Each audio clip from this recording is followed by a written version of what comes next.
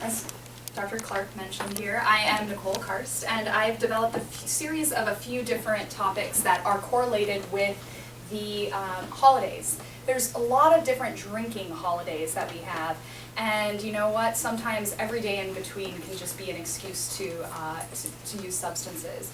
I went on the internet and pulled up a few memes, and I wanted to kind of start off with this because I think this is kind of a snapshot of what our society is kind of talking about when it comes to the culture of drinking. I only go drinking with my closest friends or with complete random strangers, right?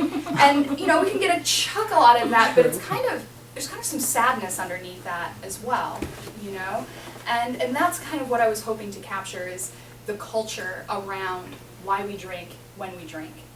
If we look at history of humankind, we have a long history of celebrating and mourning using alcohol. So not only are you breaking your own habits, you're also kind of breaking a lot of rituals that have been in place for hundreds if not thousands of years.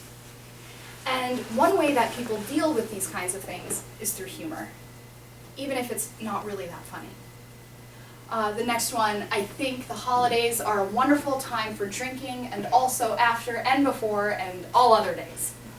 All right? So that's kind of the power of rationalization and the power of our thoughts. Well, it's St. Patrick's Day. Well, it's the 4th of July, which is going to be another one of our talks. Well, it's my birthday. It's my anniversary. Well, it's Tuesday. You know? And I mean, the progression can go on and on. Oh, I deserve it, you know, and the kind of thoughts that go into it as well. And our thoughts are absolutely powered by the culture that we're immersed in.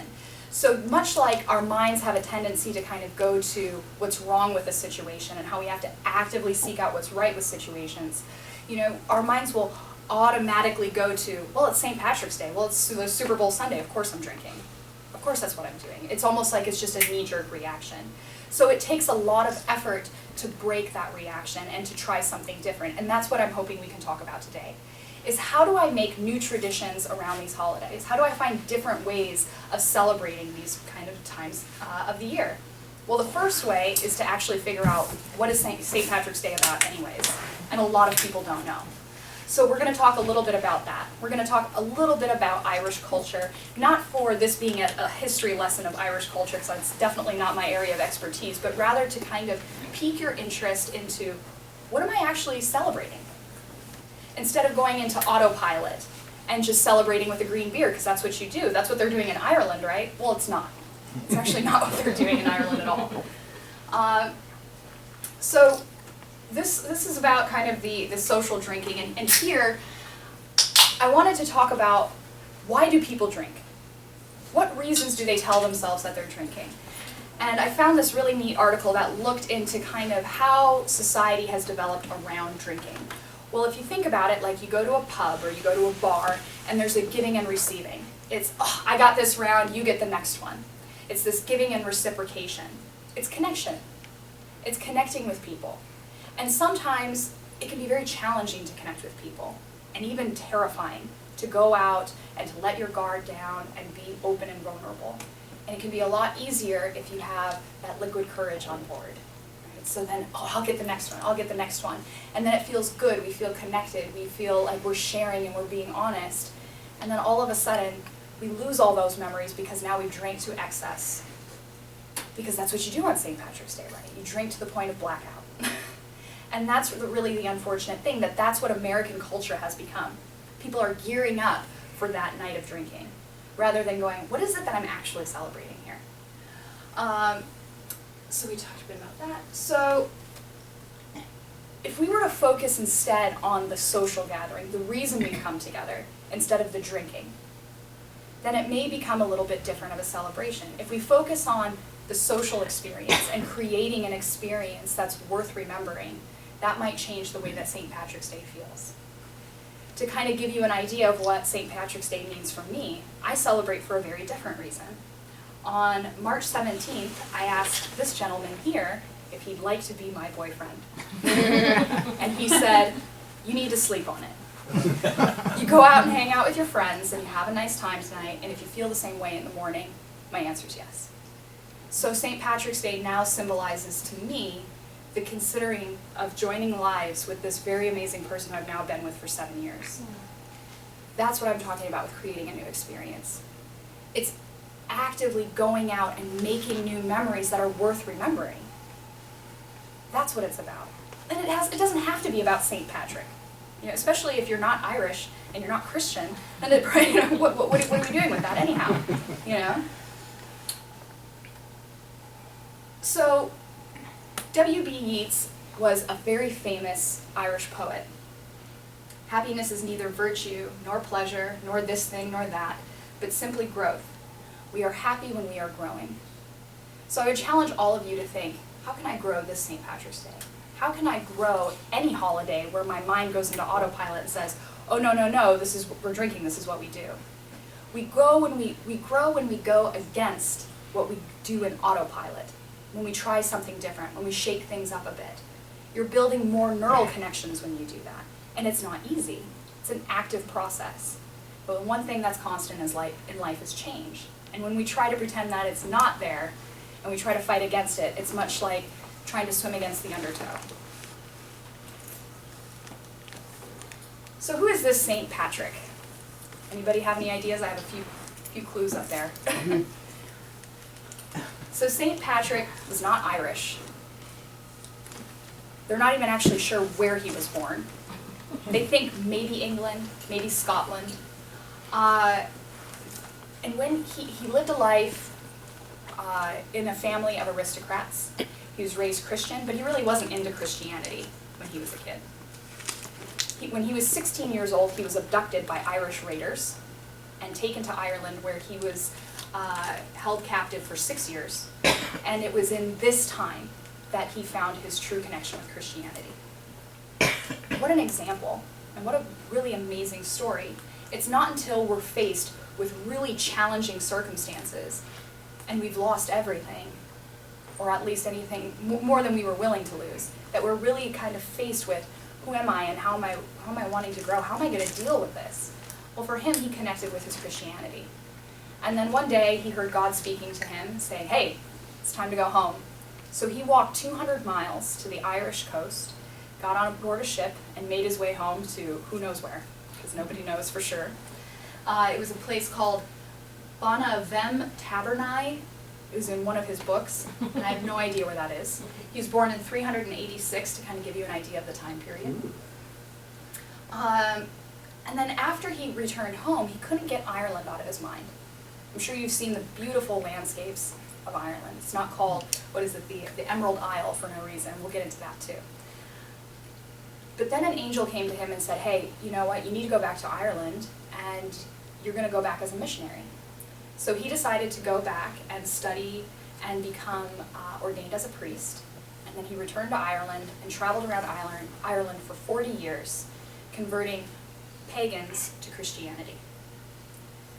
So, as you know, people who follow pagan faiths, they're connected with the earth. Well, one of the ways that legend has it, and I'm not sure that I believe this, but the shamrocks, we have a few out in the lobby, those were used to teach the Holy Trinity, because there's 3 leaves to them. And now to this day, people in Ireland, when they go to Mass on St. Patrick's Day, will wear a cluster of shamrocks. Now when you look up these plants, they actually originated in Africa and South America, so again, this is a legend. But again, it's not so much about what's real, but it's what we make of it. What you make of this St. Patrick's Day, what traditions you choose to adopt. Whether or not they're true, whether or not he was Irish or shamrocks were used to teach the Holy Trinity, that's irrelevant. What's relevant is that it's important to you. Of course, he died on March 17th, which is the day that we observe St. Patrick's Day. And St. Patrick's Day, as you may have guessed, has moved away from being a holy day where you go to Mass, you have a roast dinner with your family, and you spend time with your family, to more of a celebration of Irish culture. To give you an example of how Americans have kind of turned it around a bit, the first St. Patrick's Day parade was held in Ireland in 1995. And it was to help boost tourism. Right? So they didn't even do that. That was a very American thing. pubs were closed on St. Patrick's Day until the 1970s. So you're looking at over 1,500 years of it being a holy day. And right around the 1970s, then the beer gets involved. If you wanted to go to Ireland to celebrate St. Patrick's Day and get a green beer, you're probably not going to find it. They don't do that, right? So we've come up with our own kind of version of how we celebrate St. Patrick's Day, and who's to say you can't come up with your own?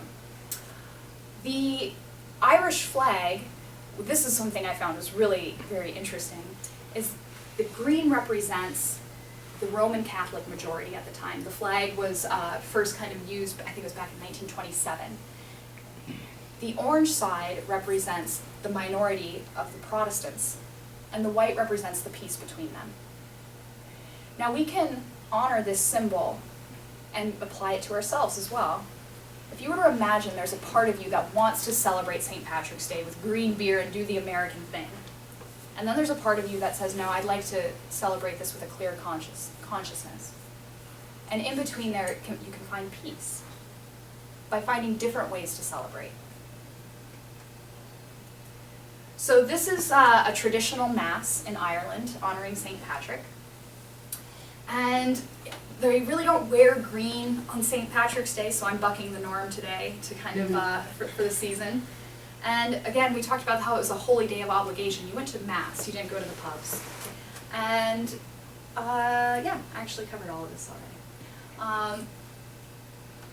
So there's a picture of a couple of the shamrocks. I tend to get ahead of myself in the slides, apologies. So how can you enjoy a clear mind this St. Patrick's Day? Maybe you're very new to having a clear mind and to living a sober life.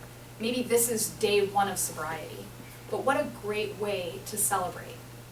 By going out and being able to be around people without giving in to those kinds of temptations.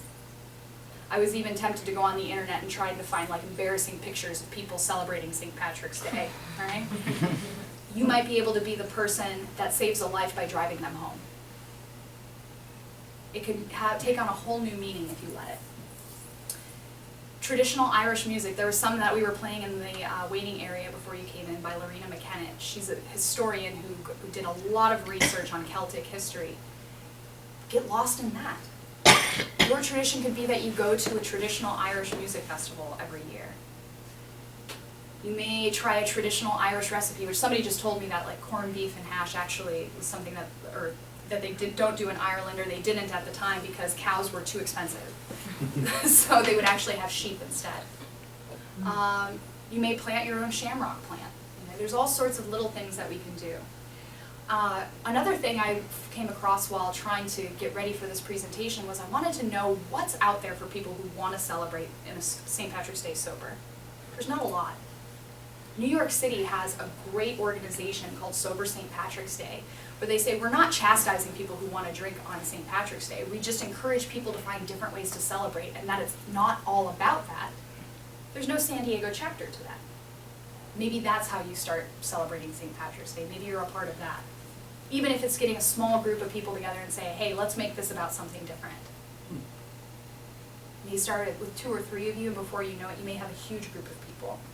That's kind of where I was starting today with this talk, was to have an outlet, a place for people to come and enjoy it without feeling like they have to hide away in their room or hide away in their apartment and say, you know, I can't even go out, I don't even want to watch television, I don't want to see the color green, you know.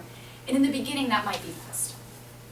If the cravings and the urges to drink are too powerful, absolutely just staying away might be your best bet. But as you grow and mature as a person, it's important to also grow in a sober identity and figuring out, who am I as a sober person and what does that look like? Do I avoid all drinking holidays? Well, hey, guess what? You're never going to leave the house. You're never going to be celebrating anything. And what kind of a life is that? You know, so finding different ways to celebrate is very, very important for your own quality of life. So you're not just white-knuckling it like they talk about. Not just gritting your teeth and staying sober because you have to. You're staying sober because you want to, because you enjoy your clear mind. You enjoy celebrating and remembering your celebrations. You find the connection with your family during holidays rather than the connection with alcohol. I also put on there, make a green smoothie instead of a green beer. And the reason I came up with that is I was just looking for anything, like how are people doing this? And one of the things that came up was this beautiful green smoothie that looked delicious, you know? So and in that is showing your body respect, showing yourself compassion and love by giving it something that it needs and something that it can use. And what a great way to replace something that was very toxic to your body and your liver had to work to get rid of with something that your body is calling out for. And when you're in these moments, when that green beer gets slid your way, you may want an escape plan, which we're going to talk about later, but you also may want to take a moment to remember all the reasons why you like to be sober, why you love a clear mind. Practicing gratitude for that mind and being able to enjoy that and kind of bask in it. So that's kind of the end of just the overarching idea. Well, what we also wanted to offer you was, how are you going to say no when you're in those situations? Because it can be very, very challenging. So Dr. Smith and I were kind of brainstorming about different ways that this might go down. And it really came down to the type of relationship that you have with people. So we're going to role play 4 different scenarios. The first one is turning down a total stranger. The second one is turning down that long-lost drinking buddy that just kind of pops out of the woodwork. The next one is a very close friend. And then the last one is going to be a family member. So, anything to add before we start with the role play? No, that's So, although I've got to admit I'm a little bit intimidated because she's really good. Having said that, so all of these are taking place in a pub. Dr. Smith is pretty solid in sobriety, maybe about 6 months along, and he's decided to test his courage and his strength in his sobriety by venturing out and having a bit of exposure therapy. So, he's at a pub, he's with his friends, he's got his non-alcoholic beverage, and here I come.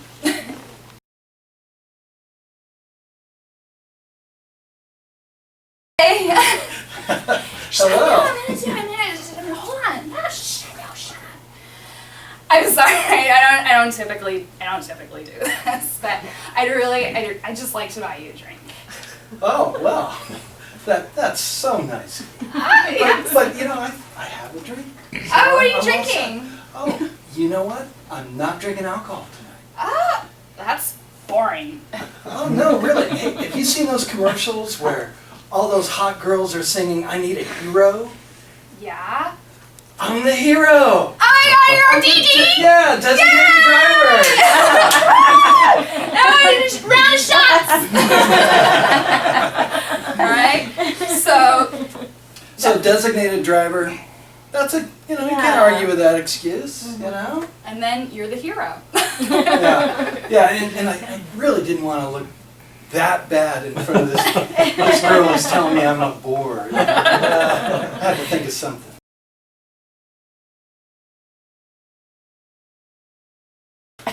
Clark Smith, you have been avoiding me. I know you have. Guilty, sorry. You know what?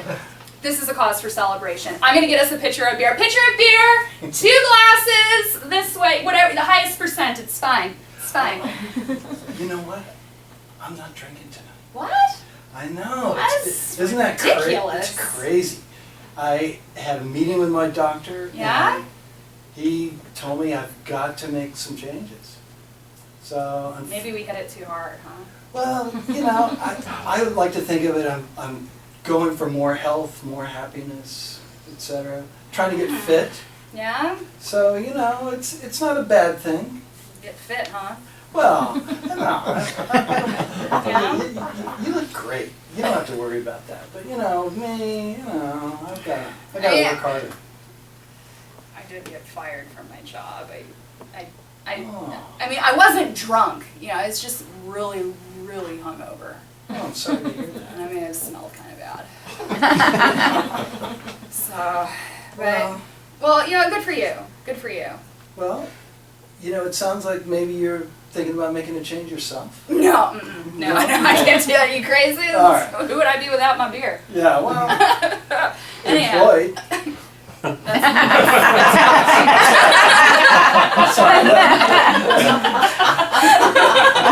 that was me. That was passive aggressive. But you know, hey, if you ever want to consider a change, I'm trying to do it. So you know, maybe it's not so bad. All right. Well, I'll think about it. But yeah, you know, I think my friend, I gotta go. Yeah. Poor man. But you know, I could think of something positive about what I was doing and not have to feel like, oh God, I'm sorry, I feel guilty. Right. Right. And who can argue with the fact that you're doing something good for your health? Well, A lot of people. I was like, I just did. Yes, but you know, Sure. the next day you might think about it if you remember it. Right. Well, and planting seeds can be helpful because when we make changes, oftentimes it can make the people around us feel very uncomfortable.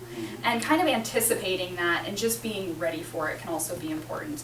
And not being persuaded by that and just saying, wow, they're really getting confronted with a part of themselves they're not really wanting to look at just yet.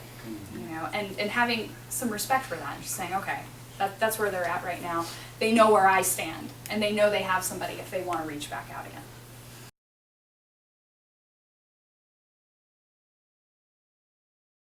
You're out! Oh my gosh, it's so good to see you. It's been way too long. Yeah. Gosh, we were hanging out like every weekend and now once a month. I know. I've really made some changes. Yeah, I heard you're not drinking anymore. Yep. It's Oh, true. wow, it's wild. Yeah, it's different. You know, it's mind altering. I bet. It is. And you know, and in a good way. You know, you can see things in a different way. It's all right. Sure. Gosh, what are we gonna do now? I mean, that's like that was our thing. Well, you know, that was our thing, but hey, I don't want to lose you as a friend. So we got to think of something. You know? Well, maybe we can start going hiking together. Yeah. Hey, I'd like that. I've been drinking way too much anyways. Especially since you've been gone. I've been so lonesome. Yeah. Well, you know, I've missed you too, but you know, frankly, I had to pull back because, you know, I wasn't strong enough yet. Sure. It was too tempting. And you know, when I see you here now, I mean, I want to have a drink with you. Oh yeah? Yeah. Do you think that we should like not hang out? No, I'm okay. That's why I'm here. Yeah. I'm testing this out a little bit, and you know, I have safety plan involved. I have an escape route if I need it, but you know, I feel comfortable with you. I don't think you're gonna twist my arm, are you? No. I respect you too. I'm wondering what it's gonna be like hanging out and not drinking. Like that's just what we did. So. Sure. Well, you know, I mean, we didn't drink 24 hours a day, so maybe. Close, maybe 23. Yeah. Well, so that other hour, maybe we can get together for coffee. Or, you know. All right. Fair enough. Yeah. So it's also important to consider the fact that some people are going to want more information from you. And if you end up bumping into them, being prepared with, who do I want to share what with? Right.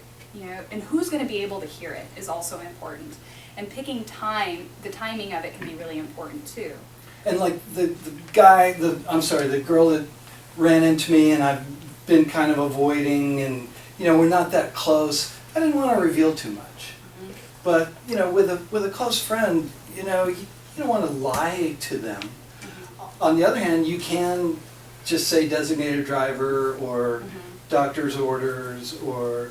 But, depending on the friend. Yeah, but if it's somebody that you really want to have an ongoing relationship with, you know, you got to get real.